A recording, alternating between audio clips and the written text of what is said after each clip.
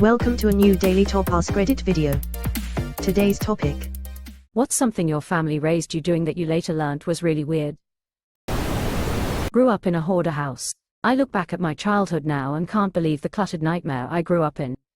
Now I relish throwing things away when I'm done with them. I'm just glad you escaped the habit. So many children of hoarders seem to grow up doing the same thing their parents did. I absolutely would have become a hoarder like my dad if I had not watched the TV show Hoarders. My house growing up wasn't near as cluttered as so many hoarder homes, but our basement was full of crap my dad didn't want to get rid of. When I watched the show, though, I saw so many of my own behaviors being thrown back at me. I was horrified. Started decluttering like crazy and do a spring clean once a year of things we just don't need. My partner also grew up with a hoarder mom, so he also struggles, but we're working on it, lol. Before I was totally competent swimming by myself, my mom would put a life jacket on me, tie a long piece of nylon rope to it, and chuck me in the river. She'd basically swim me on a leash down the river for fun. Mom, you are the classiest redneck. At least she prioritized safety. My uncle threw my cousin in the harbor to teach him to swim. He was proud he only had to go in after my cousin 3 times before my cousin could swim. At my son's second birthday party, some jackass friend of my ex-husband picked my 2-year-old son up and threw him in the pool. I had to quickly jump in after him, fully clothed. The friend thought it was hilarious, and since my ex-husband is useless, I took it upon myself to punch the fucker right in the face. Not cleaning. My mom didn't know how to clean and so couldn't really teach us either. We had this fungus growing out of the carpet at one house that looked like cooked lasagna noodles. We would just kick it out of the way when it sprouted up, or my mom would buy a new rug and put it on top of the old rug. Especially if the old rug was stuck to the floor from filth or something. I didn't think anything of it and would have friends over who probably talked all kinds of shit about me afterwards. But they kept coming over anyways, so I guess they weren't that turned off. My mom always blamed us kids for the state of the house. When we all moved out and nothing changed, she blamed my dad.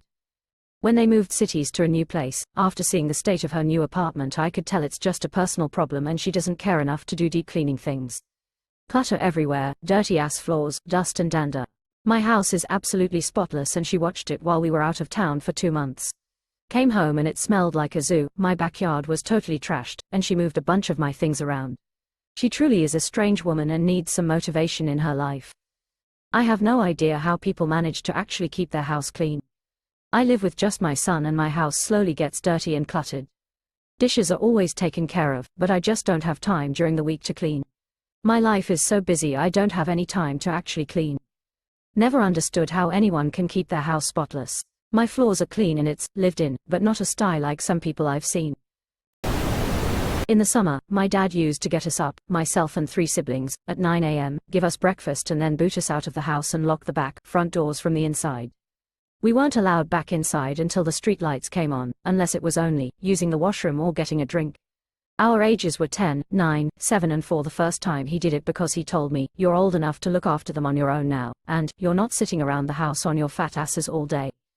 My stepmom never questioned it because she figured that he was just getting us to play outside for a few hours. Once my second youngest sister, the 7-year-old, got heat stroke and my dad was pissed that he had to drive us all to the hospital and waste time. Realized when I was 14 to 15 that he just wanted us out of the house so he could drink and watch NHL. We never really questioned why he was kicking us out because the other kids that lived on the street were also outside around the same time as us. Once we were invited into my brother's friend's house to play his Wii and we were like, "You're allowed to go inside and play the Wii." WTF. Edit, for those mentioning the Wii, this was around 2006.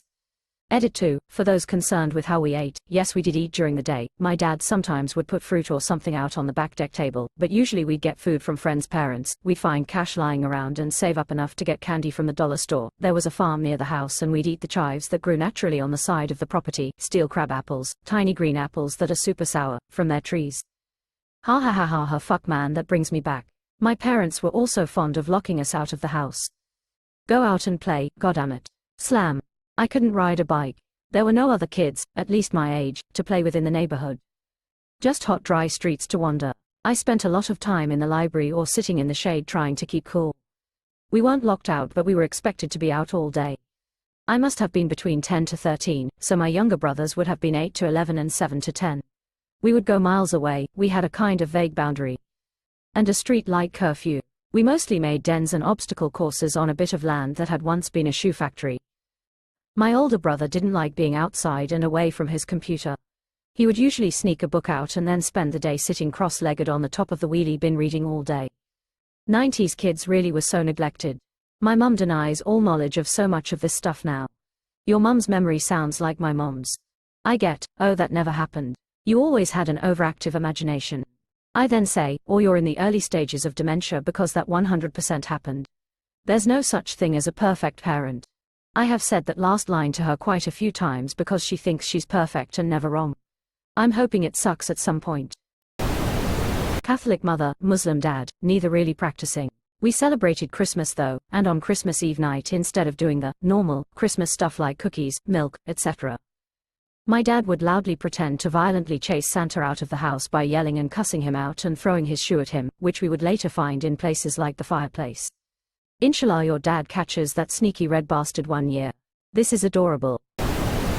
When I became an adult I was shocked to find out that other families did things with their kids. My mom was a shopper, my dad golfed and played cards at the club. We never had any family activities like hiking, camping, bowling or anything in the 60s and 70s. When I had things my parents could have come to watch, they never did. My daughter was a good tennis player and I spent every afternoon and all weekends with her playing. She did get a full-ride tennis scholarship in Hawaii for college. I don't think I had one real conversation with my dad. When he was dying, I asked him if he could tell me he was proud of me. He said, I'll think about it. That shit EFFS you up for life. Oof. My dad said the reason he loved my brother and sister more and was there for them was because they gave him something to be proud of. I'm sorry. That's terrible. Fuck that, dude. I'm proud of you. You sound like you tried to be the best father you could be. That's a lot more than many can say. Thank you. I'm a mom. I'm 69 and have had nothing but shitty relationships with men. Using a ship's bell to call for dinner. My parents got tired of yelling for us so they mounted a ship's bell to the hallway wall. They would ring it for dinner and any other occasion when they needed our attention. Like Pavlov's dog I get hungry whenever I hear a ship's bell ring. We had a dinner bell, too. Our neighborhood had very few fences and a lot of little kids, so it was quite common for us to be 3 to 4 houses away playing on someone else's swing set or climbing someone else's tree. Mom always had given her permission for us to leave, so it's not like we'd run off, but she didn't want to have to schlep all over looking for us when it was dinner time. So, instead she rang the bell in the yard and we came home from wherever we'd been.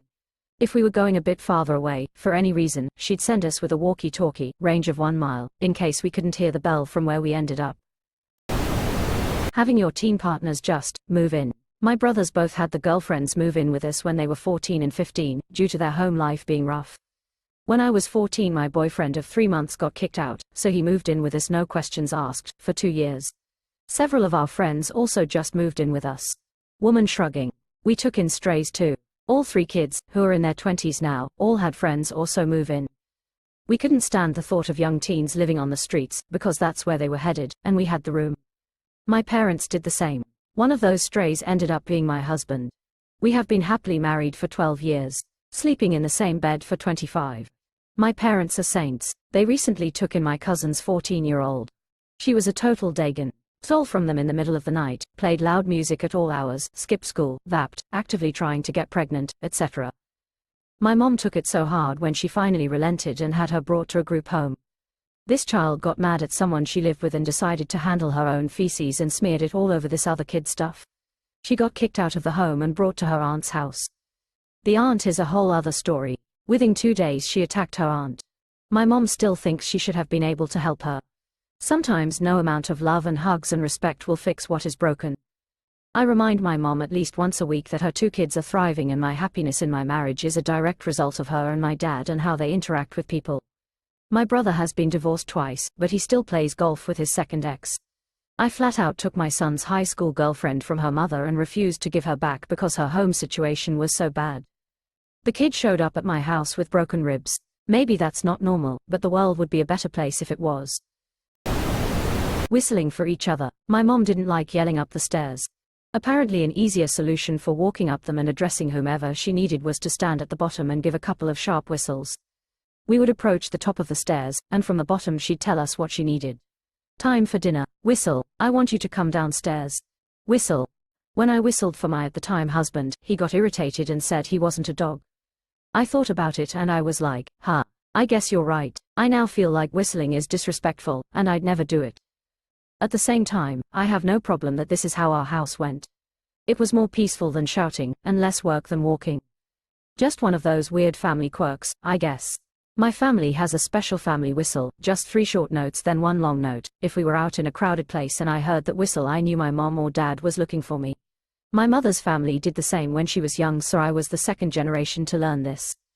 All my cousins' families do it also. My family does the same.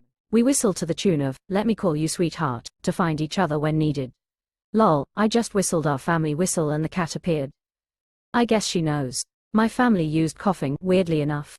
My sister, my mother and I all recognized each other's coughs and would cough to find each other in public spaces.